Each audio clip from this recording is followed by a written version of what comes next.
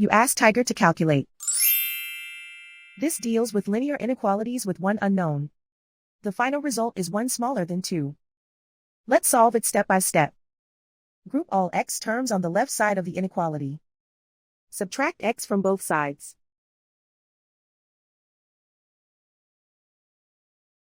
Group like terms.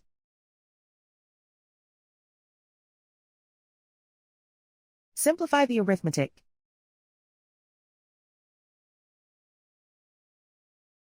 Group like terms.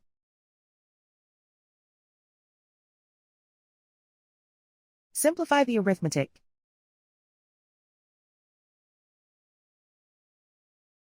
Plot the solution on a coordinate grid. And so the final result is 1 smaller than 2.